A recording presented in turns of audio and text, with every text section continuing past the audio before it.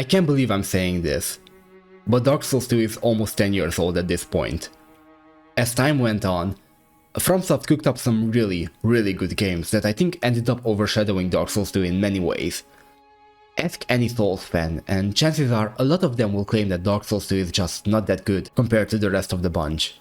To an extent, I can see why somebody would feel that way. It's not everyone's cup of tea, but at the same time, I think it's crucial to look back and see just how many amazing things Dark Souls 2 has brought into the Souls formula. I won't deny it. This video is mainly an excuse for me to not only talk about, but also play Dark Souls 2 again. Let's get into it. As soon as you get into the game, you will have a proper Dark Souls introduction with a bunch of dogs running around.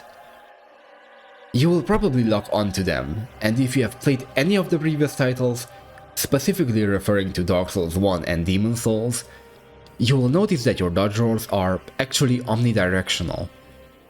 To those unfamiliar with Dark Souls 1 and Demon Souls, let me explain. As long as you're not locked onto something, you can roll into any direction that you want. But after using the lock-on feature, you are limited to rolling in only 4 directions. What players would do in order to circumvent this flawed design choice is that they would stop locking on as soon as they need to roll. Once you're in the clear, you can proceed to lock on again.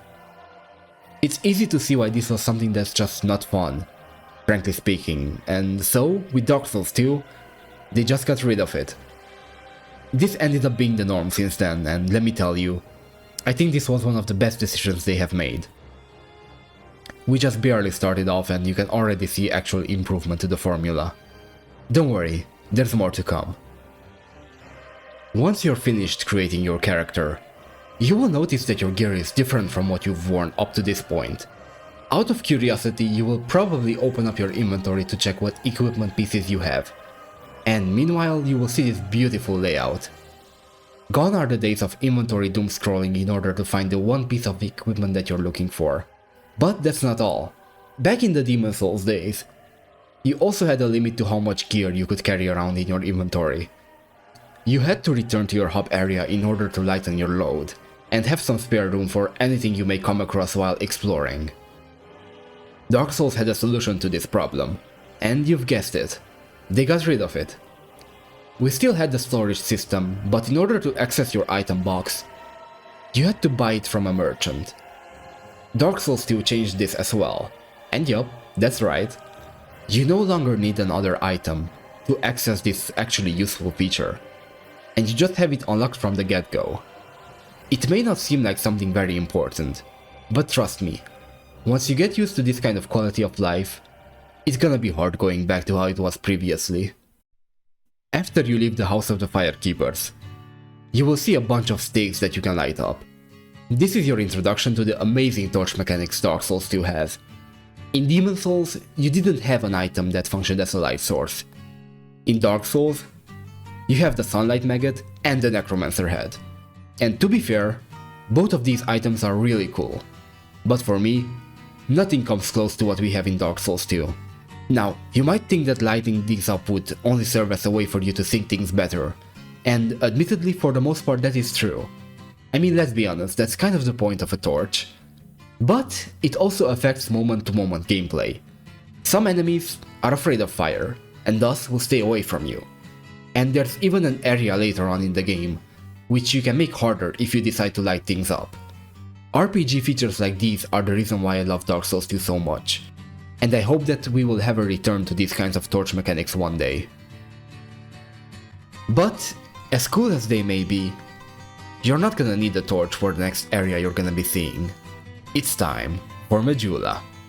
Yes, I am putting this as a positive. I understand it's gonna be a very subjective thing, but I think Majula is the best hub area From has ever created. Hunter's Dream is a close second though. Anyway, about Majula. Besides the obvious aesthetic appeal provided by this area, I have to say I really like the fact that as you progress through the game, you end up turning this ghost town into a stacked little village. No other Souls game really manages to accomplish something like this. In Dark Souls, people come and go. There's a few NPCs that do stay here throughout the game, but it mainly serves as a location your fellow undead have to go through in order to reach the destinations they are aiming for. You could make the argument that Demon Souls and Dark Souls 3 at the very least are comparable, considering that you do have quite a stacked gang of people. But due to the nature of the hubs, it doesn't really feel alive in the same sense. There's a difference between seeing people settled in their own individual houses, or seeing everyone just gather inside a shrine and stay at whichever corner was free at the time. Do you know who else feels this way? The Crestfallen Knight. Out of every iteration he has, this is the only one where he actually has a somewhat happy ending. Instead of going hollow, he's just happy you end up making so many people move into Majula. As a reward for your efforts, he gives you a soul vessel. Which leads us into the next positive thing I can say about Dark Souls 2. The ability to change your stats. Up until this point, in all Soulsborne games you are making a pretty serious commitment to your character. If you've decided to level up a certain stat, that was it. Your decision has been sealed, and there's no way you can change that. So you might be wondering, what do you do if you end up starting off as, let's say, a knight, and you want to switch to a magic build? You have two choices. One, you could farm souls for hours in order to level up the stats that you need for your magic build. Or two, you would start a new character from scratch. Technically you have option 3, which is doing the soul glitch, but let's not get into that. A lot of people generally like the idea of committing to your build and making sure that you're not wasting any stats. But let's be honest here, if you're a newbie, this can be something extremely off-putting, not only because it discourages build experimentation, but it also makes the feeling of wasting levels just so much worse. Dark Souls 2 changes this with the introduction of the Soul Vessel, which, in my opinion, is one of the best additions FromSoft has ever made. Now obviously this item is not super plentiful, but you can acquire them in so many different ways, and if you ever feel like you want to try something new, this item gives you the option to do so. Let's not forget to talk about one of my favorite overhauls of a feature, and that would be healing. I have talked about this so often, but I will do so again because I just really like the new system FromSoft has implemented when it comes to healing. And no, I am not talking about the life gems. They are cool too, though. But what I really like is the introduction of Estus shards. They are a consumable item, and all they do is increase the number of Estus you can carry by 1. It may not seem like much, but back in Demon Souls, you didn't have a reusable healing item at all. You had to either farm or buy these specific items. In Dark Souls, you did have the Estus Flask, similar to what Dark Souls 2 has to offer. But sadly, the only way you could increase the number of uses was by kindling your bonfires. It's important to note that you would only get the increased number of flasks if you would rest at the bonfires you kindled. Dark Souls 2 took this system and it threw it out the window, and made it so that if you upgrade your flask uses, you would keep them regardless of which bonfire you rest at. This ended up being the standard going forward, with the exception of Bloodborne, which went back to the system we had in Demon Souls. But anyhow, speaking of bonfires, one of the bigger changes coming back into Dark Souls 2 was the reintroduction of freely teleporting to every bonfire you discover. Admittedly, Demon Souls did this first. Although due to the nature of the game, I think it's safe to say that Dark Souls 2 was the reintroduction that became a mainstay in this genre. Let me explain. The worlds in Demon Souls were disconnected from each other.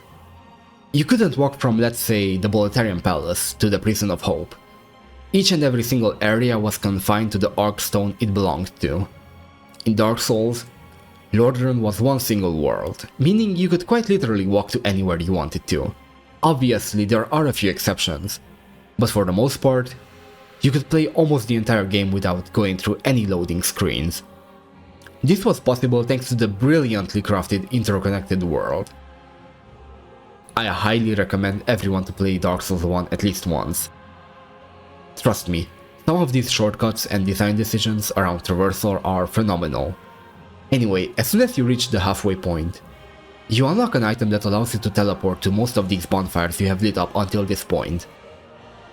To this day, the community is still discussing whether or not this was a good thing, because admittedly, it's really fun to just walk anywhere once you got the shortcuts unlocked. As great as the world design may have been though, FromSoft didn't attempt to recreate something like this ever again. Instead, they simply allowed you to fast travel anywhere, starting with Dark Souls 2. Now, I do want to say, I still really enjoy the level and world design in Dark Souls 2, and I fully believe that being able to teleport back to where you want at any time simply encourages exploration even more. Although this is something that I think a lot of people might have debates with. Regardless, we have been tossing around level design a bit. Let's talk about the tutorial area of Dark Souls 2, the Forest of the Fallen Giants. Now look, I'm gonna be totally honest. I think this is the best tutorial area From has made, and allow me to tell you why I feel this way. In short, it teaches you almost every single fundamental mechanics to this game, while also being rather creative about it. As soon as you leave Majula, you will find yourself in this cave. You can see a treasure chest below you, which any new player will obviously take. Now, here's where it starts to get interesting. You can simply walk back to the top, or you could try to get the item that is on the other platform. You can look below and see that the water is quite deep, meaning you will probably die if you try and walk there. Instead, this ends up being your first opportunity to try and learn how to jump properly.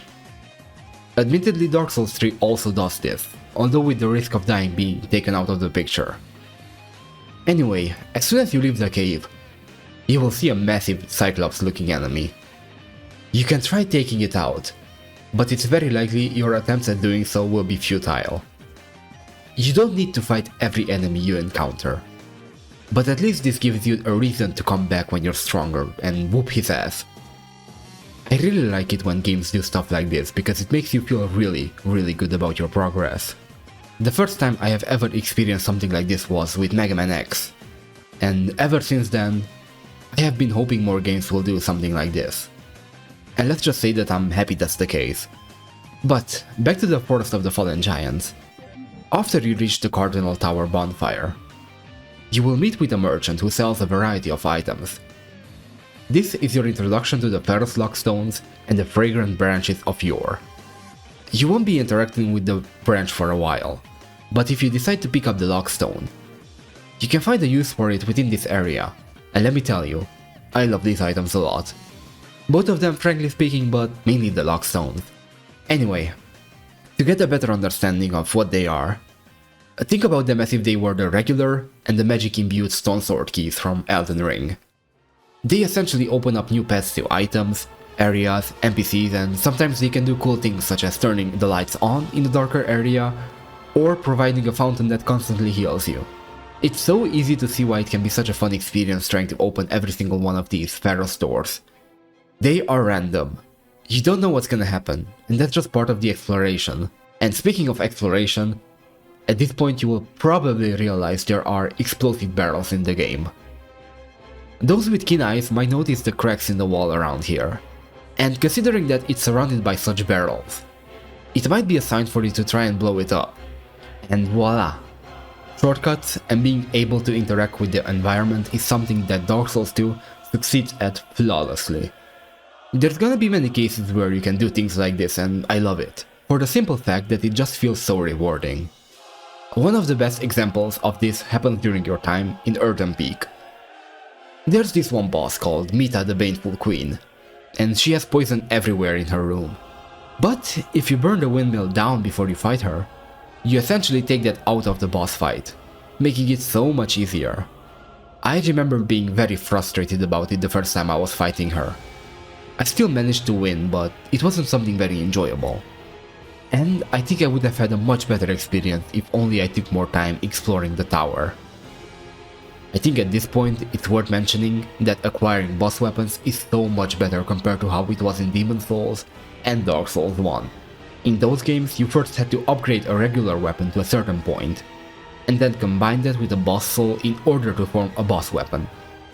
I know it sounds awesome from an RPG standpoint, but the reality is that it was rather tedious.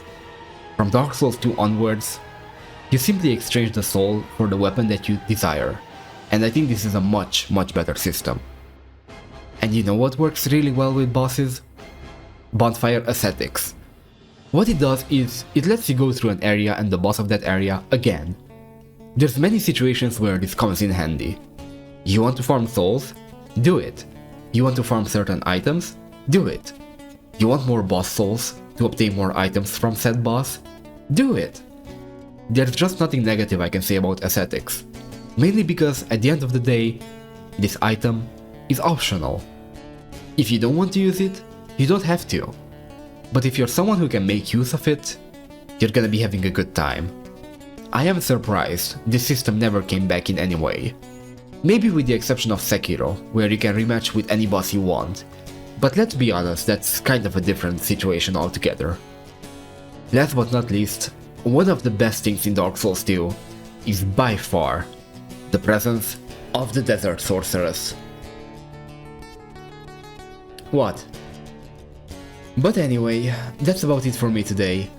I want to say thank you to everyone who has watched. I hope you enjoyed it as much as I enjoyed making it and playing through Dark Souls 2 again. I will see you again soon. Take care, everybody.